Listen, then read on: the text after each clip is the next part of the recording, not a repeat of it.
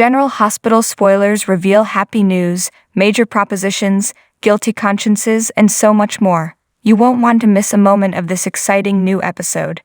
While Michael, Chad Duell, is not happy with the idea of Willow, Caitlin McMullen, allowing Nina into her bubble of friends and family who can visit her, he understands why she wants this. She has been given a new lease on life and wants to start fresh. GA spoilers say that Nina, Cynthia Watros, gets some good news, and Sunny, Morris Bernard, is there while she is smiling, telling Nina never to say never. As for Willow, she swallows her pride and tells Nina she'd like her to come for a visit. As Cody, Josh Kelly, and Dante, Dominic Zamprogna, discuss what he is up to with Scott, Dante brings the point home to Cody that Mac, John J. York, is his real father, and it's time that he tells Mac that. All Cody can do is argue with him, but he knows that Dante is right. Meanwhile, Sasha, Sophia Maxon, is feeling more confident about life than ever and shares her good news about almost ending her guardianship with Brooklyn, Amanda Seton. Too bad she doesn't know the pills she was just prescribed are going to cause her more problems than she ever bargained for. Lucy, Lynn Herring, knows someone downloaded a super-secret Deceptor file and made a copy. She first accuses Maxie, Kirsten Storms, of doing it but soon realizes she is wrong.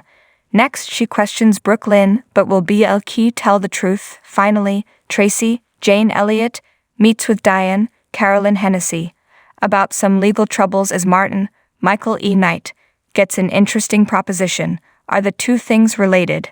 Today on General Hospital, Carly gets an idea from Sam's visit, Mac delivers good news to Cody, and Dante tries to discover what Scott is up to with Cody. Sam stops over to see Carly, who invited her over. Sam just came from taking Scout to say goodbye to her father, and she's devastated as she's losing her dad all over again. Carly wanted her to come over and get all her feelings out. Sam admits she's angry and wishes Drew made a different choice. She says Drew deserves peace and happiness, but he's sacrificing it again because. Carly finishes her statement and says, because of me. Carly doesn't blame her, and this is all on her. Sam believed that way at first but now knows she was only trying to help Drew. Carly says she should have talked to a financial advisor, and she should have listened to Drew and Michael. Carly wants to fix this, but Sam says Drew wants to fix this for her. That speaks volumes of how much Drew cares about her. Sam knows they need Drew, but her family needs her too. Carly thanks her for understanding and offers her friend a cup of coffee. Sam gladly accepts it as she hasn't had the chance to caffeine up today. They head to the kitchen, and Sam knocks over the SEC papers and sees them. Sam notes if she needs to talk about everything she's lost, she's here. Carly admits in 2 years she's lost a lot: her husband, Jason, Drew, her hotel, and now $5 million. Sam is shocked by the amount and asks what she'll do. Carly doesn't know. She says what makes her angry is that she and Drew are in this position because of spite. Carly knows she'll handle it. She doesn't know how, but she will. Sam knows they are both self-reliant, but she's learned it's okay to ask for help and push pride aside. Carly says this is her mess and she'll clean it up, and she's risen from the ashes before. Sam knows she'll think of something. Carly says thanks to her, she has an idea. Drew visits Sunny before heading to Pentonville. He wanted to drop off Ned or Eddie's favorite guitar, thinking it may help him remember. They talk about Ned, and Sunny assures him he has his eye on Ned, but Ned isn't the only one. Sunny knows Drew could have flipped on him, but he didn't. Drew says he and Carly would never flip on him, and this is his debt to pay. Sunny won't forget that he protected him and Carly, and he has men in Pentonville who will keep their eyes on him. Drew appreciates that. Sunny says he can only go so far, so advises he keep his eyes open and chin up. At the PCPD, Mac is filling in for Jordan temporarily as commissioner. Don stops by, and Mac says something interesting crossed his desk he might be interested in seeing. The jewelers dropped the charges against Cody after a waiter came forward saying he found the bracelet in the dressing room and slipped it into the pocket of the jacket hanging above it. Mac feels guilty that he slipped Cody into cuffs when he would have liked to just have been his dad. Dante thinks about Cody admitting Mac was his father. Dante says he was on his way to see Cody and will give him the news. Mac would like to go with him. At the hospital, Sasha is headed to see her doctor. She suddenly gets a text from the jewelers who are dropping the charges against Cody. She thinks Gladys must know something about this given she doesn't look surprised. Gladys admits the jewelers contacted her and told her apparently the bracelet clasp was faulty, and it was found by a waiter who put it in Cody's pocket. Sasha is stunned and asks if she can now admit she was wrong about Cody. Gladys admits she was wrong about Cody, but he's wrong about her, and she's not a diabolical mother-in-law. Sasha never thought that but wishes Gladys would have told her. Gladys was going to after her appointment and hopes she can forgive her. Sasha says of course she does, but thinks she needs to apologize to Cody. Gladys hopes this doesn't cause problems for her and Cody. Sasha says there is no me and Cody. Sasha heads in to see Dr. Monty. Sasha has her appointment with her doctor, and she feels things are back on track. The doctor doesn't want her to feel the need to prove herself to him, so he needs her to be honest. He can see she's anxious and asks what's on her mind. She admits she's worried about supporting her friends, both at work and personally, and mending relationships she's lost. He says there are many ways to wind down and de-stress, and recommends a mindfulness meditation app. He has something else and excuses himself. He soon returns with a mild sedative to help with her anxiety. She asks if it's safe to take with her antidepressant pills and if it is habit-forming. He says the medications are often prescribed together, but admits it can be habit-forming. However, he will monitor her intake and he is confident she's far enough into her recovery she can handle this. In Willow's room, Michael says Dr. Randolph is sending someone in with news. TJ arrives and has life-changing news for them, and is so happy Terry is letting him give it to them. He tells them that the transplant was a success. Michael and Willow embrace and Michael asks if this means she's in remission. TJ says not only that, but Willow can go home. Precautions will need to be taken at their home, but she can go home in a few hours. Michael worries this isn't a good idea, as they don't have time to prepare and sterilize the house that quickly. TJ thinks the Quartermain staff there can help with that, and Willow just wants to hold her babies again. TJ understands Michael's concerns, and basically her immune system is like baby Amelia's, she has almost none.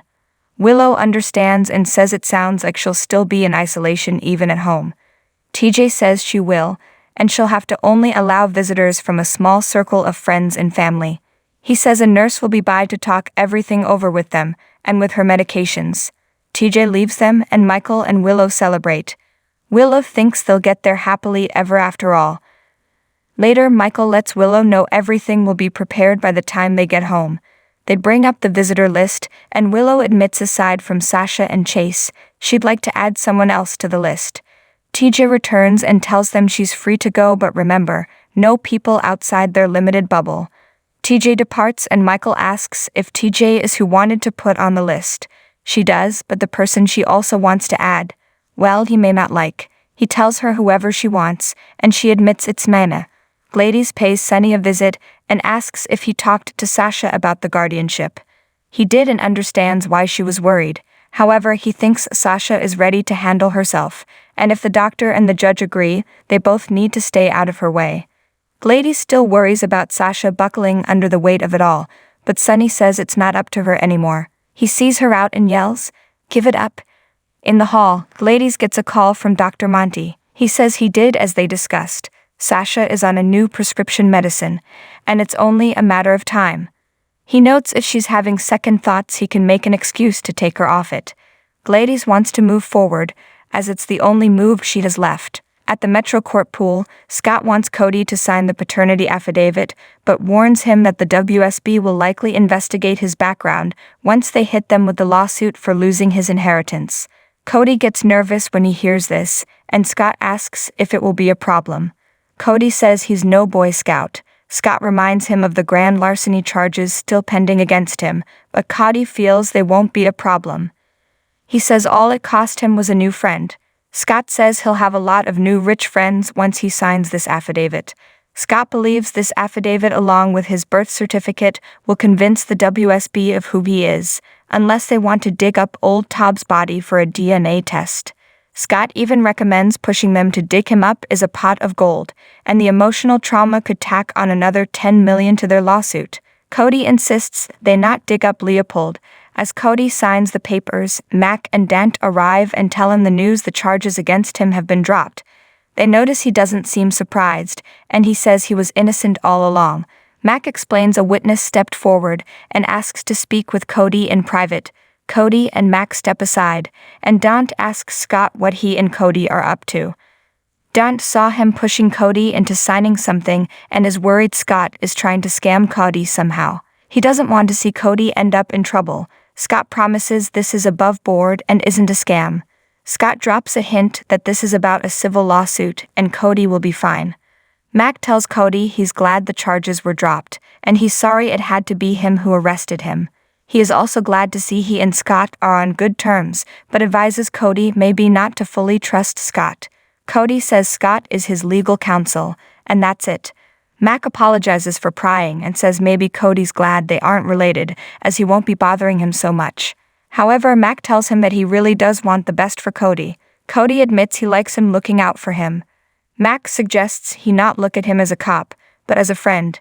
Cody admits he already does. Drew reports to Pentonville, where he's searched, turns over his belongings, is fingerprinted and fitted with his jumpsuit before being photographed. Drew is put in a cell and finds Cyrus walking freely through the halls. He stops by Drew's cell and introduces himself as a brother in Christ. Cyrus explains he has a group that meets twice a week in the library, and he thinks they could benefit from including him. Cyrus knows about his fascinating story and explains it's easy for faith to wither behind bars. He thinks Drew will find comfort in the Bible, and he thinks he'll be an inspiration to the members of the group. Drew asks what his name is, and Cyrus says to just call him Brother Cy. Drew replies, as in Cyrus Renault? Laura's brother, the drug trafficker, the one who tried to kill Britt? Cyrus admits his past is lamentable. Drew warns Cyrus, God help you if you try and approach me again. Cyrus says he is one for forgiveness and second chances, and pushes him to take the Bible and look it over. He says the lessons inside will be useful. Drew takes it and Cyrus walks off. Drew opens the book and looks through it, but finds it hollowed out and there is a makeshift shiv in it.